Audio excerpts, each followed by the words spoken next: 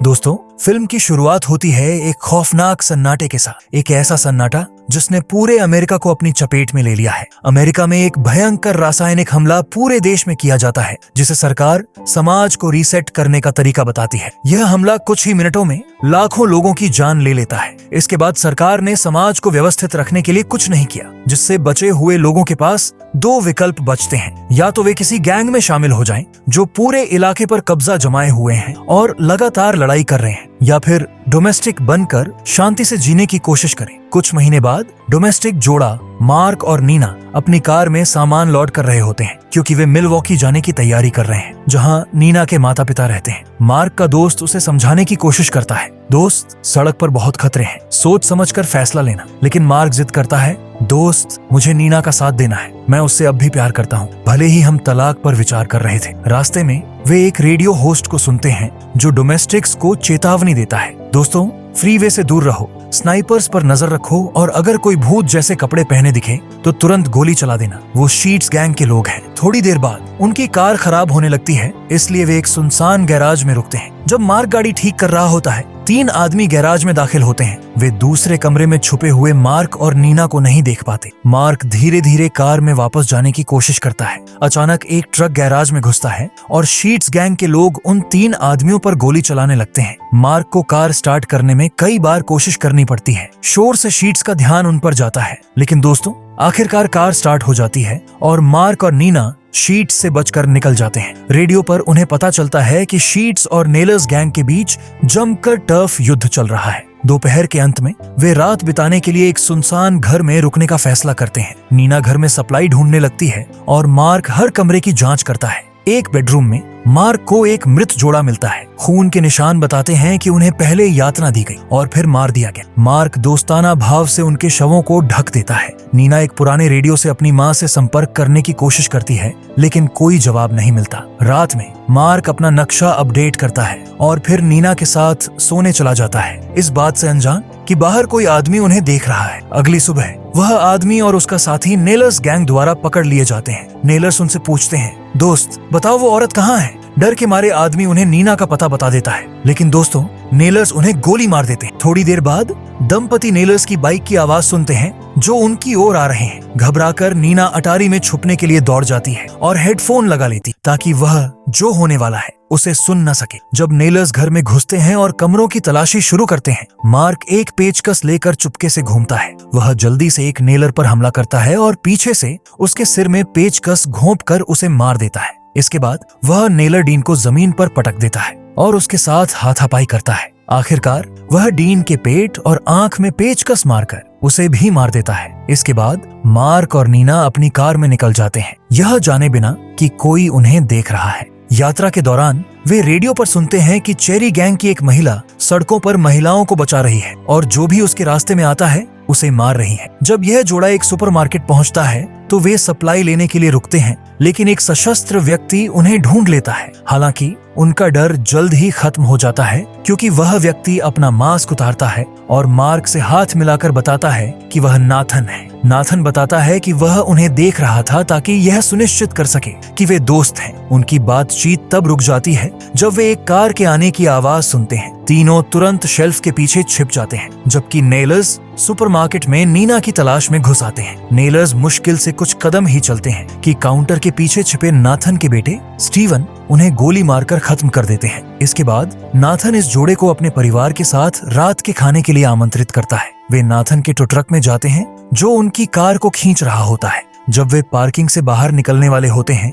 तो एक गैंग, जिसे प्लो बॉयज कहा जाता है, उनका रास्ता रोक देता है। गैंग के नेता जिम बताते हैं कि वे इलाके की गश्त कर रहे हैं, क्योंकि उन्हें सूचना मिली है कि गैम्बलर्स गैंग आसपास है। एक महिला जिसे गैम्बलर्स के ट्रक में बंद रखा गया है, जिम बताता है कि वह चेरी है, जिसका जिक्र रेडियो पर हुआ था। लेकिन जिम की दिलचस्पी अब नीना में होने लगती है। स्टीवन जरूरत पड़ने पर गोली चलाने के लिए अपनी बंदूक तैयार कर लेता है, लेकिन नाथन का जिम के साथ अच्छा संबंध होता है और वह उसे रास्ता खोलने के लिए मना लेता है। वे यह नहीं जानते कि डीन, जिसे उन्होंने मरा समझा था, जिंदा है और उन्हें देख रहा है। बाद में नीना और मार्क नाथन उसकी पत्नी और उनके 2 बच्चों के साथ रात का खाना खाते हैं। नीना और मार्क के बीच उनके जीवन को लेकर बातचीत के दौरान तनाव साफ झलकता है, जबकि नाथन और उसकी पत्नी एक दूसरे के प्रति स्नेही हैं और यहाँ तक कि साथ में नृत्य भी करते हैं। डिनर के बाद नाथन मार्क को बताता है कि जो बर्गर उन्होंने खाए थे वे मानव मांस से बने थे। यह सुनकर मार्क को घिन आ जाती है और वह नाथन से निवेदन करता है कि वह नीना को सच्चाई न बताए। साथ ही वह घोषणा करता है कि वे अब चले जाएंगे। हालांकि नाथन उसे जान से मारने की धमकी देकर वहीं रुकने के लिए मजबूर कर देता है। तभी डीन घर में घुसता है और नाथन की बेटी को ढाल की तरह पकड़कर लाता है। वह नीना और मार्क की मांग करता है। बिना किसी झिझक के नाथन अपनी बेटी के बदले उन्हें देने के लिए राजी हो जाता है। जैसे ही डीन लड़की को आगे धकेलता है, स्टीवन चुपके से उसके पास पहुंचकर उसकी टखनों को काट देता है। डीन दर्द में गिर जाता है और उसकी बंदूक चल जाती है। गोली लगने से नाथन की पत्नी की मौत हो जाती है, जबकि मार्क नीना को खींचकर वहां से बाहर ले जाता है। अंदर स्टीवन डीन पर कूद जाता है और बार बार उसे चाकू मारने लगता है, जबकि डीन अपनी बंदूक तक पहुंचने की कोशिश करता है। बाहर मार्क और नीना कुछ गोलियों की आवाज सुनते हैं और तुरंत नाथन की कार लेकर भाग जाते हैं। सड़क पर वापस आते ही नीना कहती है कि वह अब मार्क के साथ यात्रा नहीं करना चाहती। इस पर दोनों के बीच स्थिति को लेकर तीखी बहस शुरू हो जाती है। जैसे ही गैम्बलर्स उन्हें आते हुए देखते हैं,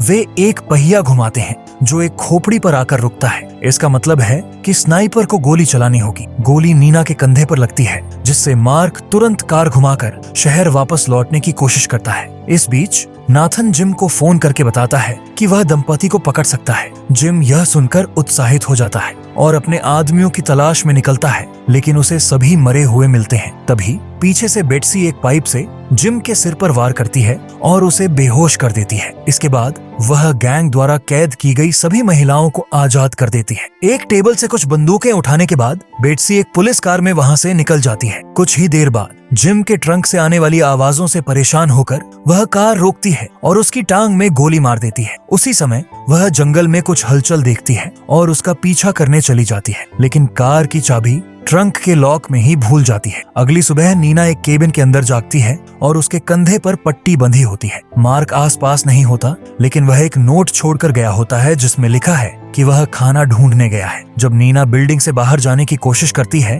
तो उसे एक और नोट मिलता है जिसमें चेतावनी दी गई होती है कि सामने का दरवाजा बम से फंसाया गया है। इसके बाद वह खिड़की से बाहर निकलती है। बाहर आकर वह गैराज में एक कार पाती है और तुरंत अंदर लौटकर अपना बैग पैक करती है, यह सोचते हुए कि वह अकेले ही चली जाएगी। लेकिन उसी समय उसे एक और नोट मिलता है जिसमें उसे संगीत सुनने के लिए कहा गया होता है। फिर एक और नोट में उस रिकॉर्ड का जिक्र होता है जिसमें उसका पसंदीदा गाना है। आखिरी नोट में मार्क उससे माफी मांगता है और उससे उनकी शादी को न छोड़ने की विनती करता है। गिल्ट महसूस करते हुए नीना जाने का इरादा छोड़ देती है। इसके बजाय वह केबिन में रहती है और अपने पसंदीदा गाने पर नाचती है। साथ ही शराब पीकर खुद को हल्का महसूस करने की कोशिश करती है। बेट्सी नीना को नाचते हुए देखती रहती है जब तक कि नीना ब्रेक नहीं लेती। फिर बेट्सी कार के पास लौटती है और आखिरकार जिम को मार देती है। इस बीच मार्क एक सुनसान घर में प्रवेश करता है और 2 कैदियों को पाता है जिनके सिर पर थैले बंधे होते हैं। जब वह उनके थैले हटाता है तो ये देखकर हैरान रह जाता है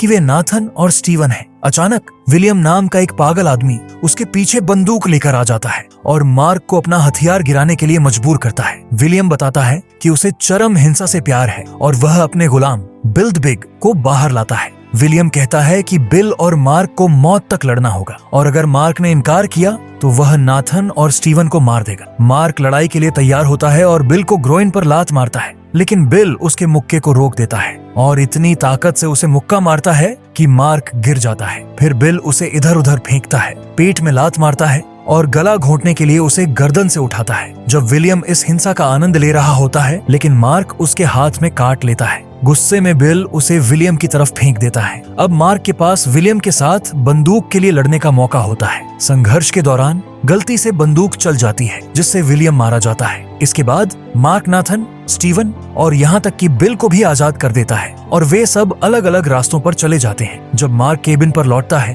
तो वह नीना को सोफे पर सोते हुए पाता है और उसे उठाकर बिस्तर पर ले जाता है। बाद में नीना जागती है और देखती है कि मार्क शूटिंग की प्रैक्टिस कर रहा है। वह उससे बंदूक चलाना सिखाने के लिए कहती है, जब वे इस काम में व्यस्त होते हैं तो बेट्सी चुपके से केबिन में घुस जाती है और नीना की शादी की अंगूठी ढूंढ लेती है। शूटिंग प्रैक्टिस के बाद नीना मार्क को गैराज में ले जाती है और उसे कार दिखाती है जो उसने ढूंढी थी। इसे देखकर मार्क भावुक हो जाता है क्योंकि उसके पास भी इसी मॉडल की कार हुआ करती थी। पुराने दिनों को याद करते हुए दोनों कार की पिछली सीट में रोमांटिक हो जाते हैं। उसी समय गैम्बलर्स वहां पहुंच जाते हैं क्योंकि यह उनकी कार होती है। वे तुरंत दोनों को पकड़ लेते हैं और एक पहिया घुमाते हैं ताकि यह तय कर सकें कि उनके साथ क्या करना है। पहिया कुदाल स्पेड पर रुकता है, जिसका मतलब है कि नीना और मार्क को पिंजरों में डालकर गैम्बलर्स के मुख्यालय एक मोटल में ले जाया जाए। मोटल का माहौल पूरी तरह अराजकता से भरा होता है। हर कोने में लोग पी रहे होते हैं या झगड़ रहे होते हैं। रिसेप्शनिस्ट उनके नाम पूछता है और जब उसे पता चलता है कि वे शादीशुदा हैं, तो वह उन्हें स्नेक आइज स्वीट में भेज देता है। स्वीट में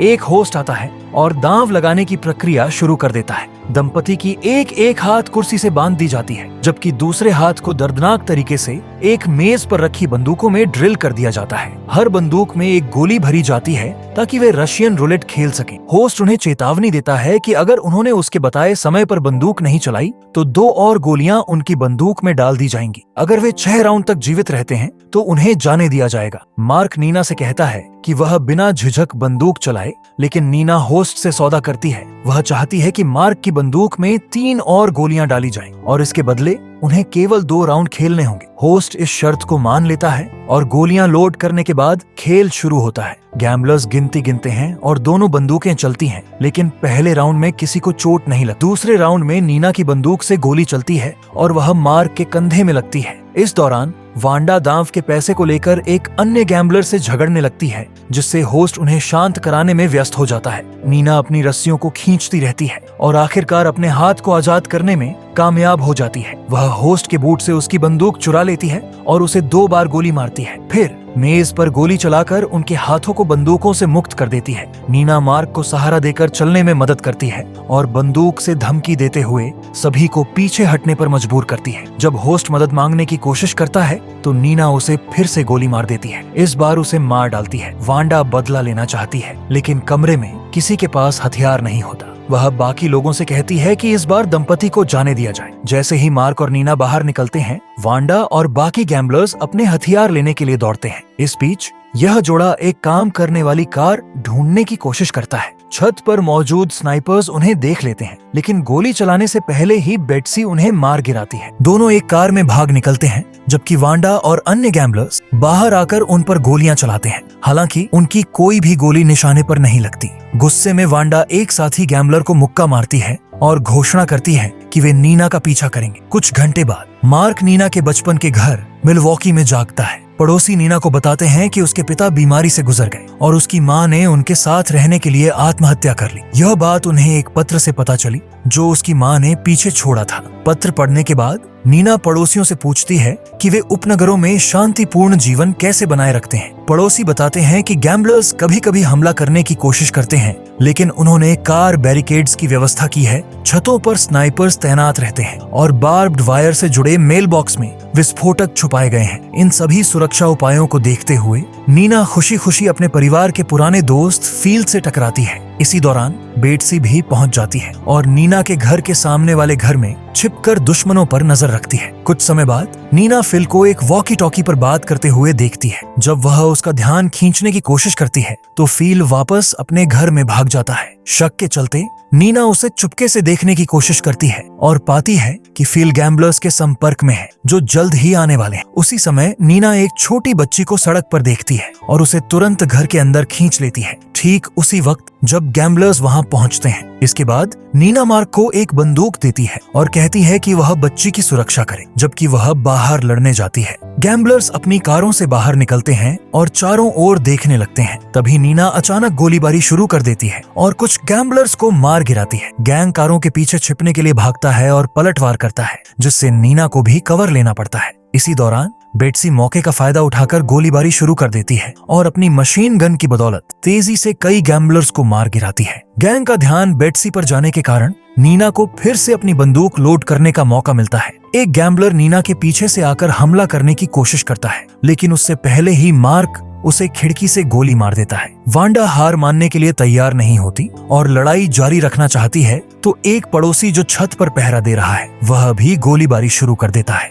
बेट्सी की गोलियां खत्म हो जाती हैं और उसे छिपने के लिए मजबूर होना पड़ता है, जबकि नीना एक घरेलू धुआं बम सड़क के बीच में फेंक देती है। इस बीच घर के अंदर एक गैंग सदस्य मार्क को पीछे से चुपके से पकड़कर उसकी गर्दन कसता है। मार्क उस आदमी के मास्क का हॉर्न तोड़ता है और उसकी आंख में छुरा घोंपता है, फिर उसे जमीन पर गिराकर सीने में छुरा घोंपता है। वहीं नीना लड़ाई जारी रखती है और बेट्सी को पता चलता है कि वह गोली लगने से घायल हो गई है। उसी समय प्लाउ बॉय गैंग आ जाता है, जो बेट्सी से बदला लेने के लिए आए होते हैं, लेकिन वे गैम्बलर्स के खिलाफ एक गोलीबारी में फंस जाते हैं। दोनों गैंग एक दूसरे पर गोलियां बरसाते हैं, जबकि प्लाउ बॉय का ट्रक कार बैरिकेड को आसानी से तोड़ देता है। नीना इसका फायदा उठाकर बारबेड वायर सक्रिय कर देती है और जैसे ही ट्रक उसे छूता है, एक बड़ा धमाका होता है जो उसे उड़ा देता है। पड़ोसी पहरेदार नीचे उतरकर आखिरी गैम्बलर को मार डालता है, लेकिन उसे जल्दी ही वांडा द्वारा मारा जाता है। घर के अंदर बेट्सी मार्क के पास जाती है और नीना की शादी की अंगूठी उसे वापस दे देती है।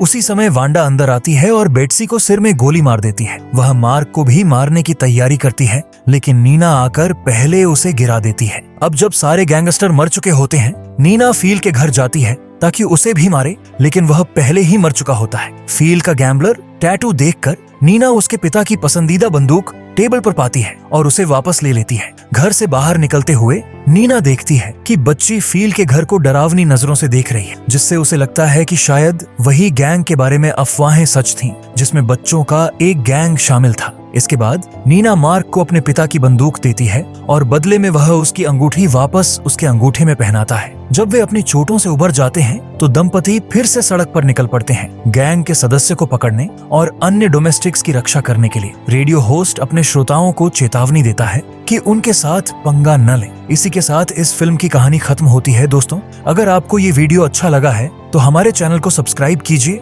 और अपने दूसरे दोस्तों के पास शेयर कीजिए। धन्यवाद दोस्तों, मिलते हैं अगले वीडियो में।